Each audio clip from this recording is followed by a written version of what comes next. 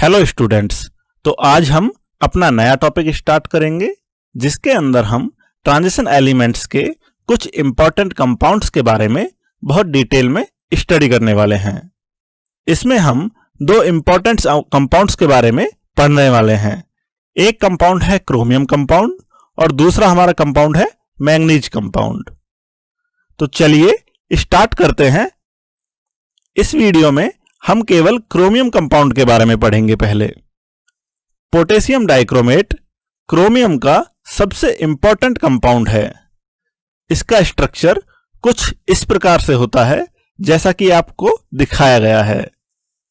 Potassium dichromate को chromite ओर से या आयरन क्रोमाइट से प्राप्त किया जाता है। पोटेशियम डाइक्रोमेट को कैसे बनाया जाता है, यह एक प्रश्न है हमारे आगे। अब पोटेशियम डाइक्रोमेट को बनाने में 3 स्टेप्स होती हैं। पहली स्टेप में आयरन क्रोमाइट से सोडियम क्रोमेट बनाया जाता है और फिर आगे दूसरे स्टेप में हम सोडियम क्रोमेट से सोडियम डाइक्रोमेट प्राप्त करते हैं और फिर तीसरे स्टेप में हम सोडियम डाइक्रोमेट की सहायता से पोटेशियम डाइक्रोमेट बना लेते हैं। अब हम तीनों स्टेप्स को आगे डिटेल में पढ़ने की कोशिश करते हैं। क्रोमाइट ओर से सोडियम क्रोमेट प्राप्त करने के लिए हम क्रोमाइट ओर को एयर की एक्सेस मात्रा में सोडा ऐश के साथ रिवर्बरेटरी फर्नेस में गर्म करने से पीले रंग का सोडियम क्रोमेट प्राप्त हो जाता है। तो पहले स्टेप में हमको सोडियम क्रोमेट का सॉल्यूशन प्राप्त हो जाता है, लेकिन इसके अंदर कुछ इंप्योरिटीज रह जाती हैं जिसको हम आगे फिल्टर करके अलग कर देते हैं। स्टेप 2 में फिल्टर्ड सोडियम क्रोमेट को H2SO4 से रिएक्ट कराने पर हमें ऑरेंज कलर का एक सॉल्यूशन प्राप्त होता है, मतलब सोडियम डाइक्रोमेट का सॉल्यूशन प्राप्त होता है।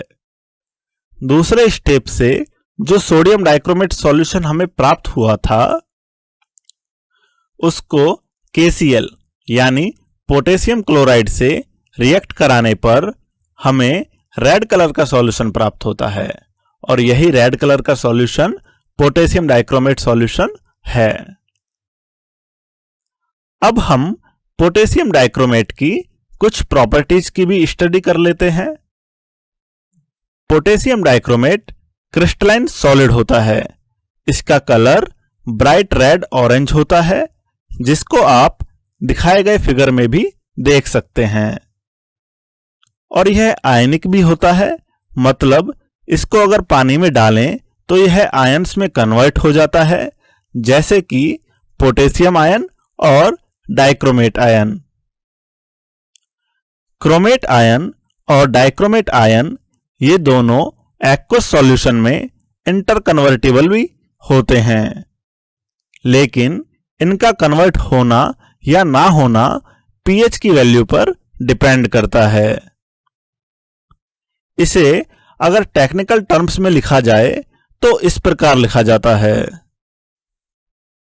यदि pH वैल्यू कम होती है, यानी वीक एसिड के यूज से क्रोमेट आयन जिसका कलर पीला होता है रेड कलर में चेंज हो जाता है, जिसका मतलब सॉल्यूशन में डाइक्रोमेट आयन है। इसके कारण सॉल्यूशन का कलर रेड हो गया है। यदि pH वैल्यू ज्यादा हो, मतलब एल्कलाइन या कार्बोनेट सॉल्यूशन से डाइक्रोमेट आयन फिर से क्रोमेट आयन में कन्वर्ट हो जाते हैं। Let us understand chromate ion और डाइक्रोमेट आयन का स्ट्रक्चर कैसा होता है। यह क्रोमेट आयन का स्ट्रक्चर है, यानी कि यह टेट्राहेड्रल होता है। और टेट्राहेड्रल स्ट्रक्चर कैसे होते हैं, आई होप ये आपको ऑलरेडी पता होगा। यह डाइक्रोमेट आयन का स्ट्रक्चर है। यदि आप इसे शार्प व्यू से देखेंगे तो आप पाएंगे कि इसके अंदर 2 टेट्राहेड्रल के स्ट्रक्चर हैं। इस डाइक्रोमेट स्ट्रक्चर में क्रोमियम, ऑक्सीजन और क्रोमियम के बीच में जो बॉन्ड एंगल है वो 126 डिग्री का होता है। पोटेशियम डाइक्रोमेट पानी में सॉल्युबल होता है। जैसा कि आप देख सकते हैं, इसको पानी में डालने पर कलर रेड हो गया है। इसका मतलब पोटेशियम डाइक्रोमेट पानी में घुल चुका है। Potassium dichromate in the presence of acidic solution nascent oxygen बनाता है। एसिडिक सॉल्यूशन की प्रेजेंस में डाइक्रोमेट आयन की इलेक्ट्रॉन एक्सेप्ट करने की टेंडेंसी काफी ज्यादा होती है। जैसे कि डाइक्रोमेट आयन में क्रोमियम की ऑक्सीडेशन नंबर +6 होती है, जबकि प्रोडक्ट वाली साइड क्रोमियम की ऑक्सीडेशन नंबर +3 होती है। मतलब क्रोमियम का ऑक्सीडेशन नंबर +6 से +3 में चेंज हो रहा है। इसका मतलब क्रोमियम का रिडक्शन हो रहा है। तो इसका मतलब यह हुआ कि potassium dichromate strong oxidising agent की तरह कार्य करता है। लेकिन याद रहे, अभी हम केवल एसिडिक सॉल्यूशन की प्रेजेंस की बात कर रहे हैं। सिंस एसिडिक पोटेशियम डाइक्रोमेट एक ऑक्सीडाइजिंग एजेंट है, तो ऑब्वियसली बात है कि यह दूसरे केमिकल्स को ऑक्सीडाइज करेगा। जैसे कि यह अल्कोहल को एसिटिक एसिड में ऑक्सीडाइज कर देता है, फेरस सल्फेट को फेरिक सल्फेट में ऑक्सीडाइज कर देता है। ऐसे ही H2S को सल्फर में ऑक्सीडाइज करता है और एसिडिक पोटेशियम डाइक्रोमेट HCl को भी क्रोमियम क्लोराइड में ऑक्सीडाइज कर देता है। ऐसे ही पोटेशियम आयोडाइड को आयोडीन में ऑक्सीडाइज करता है।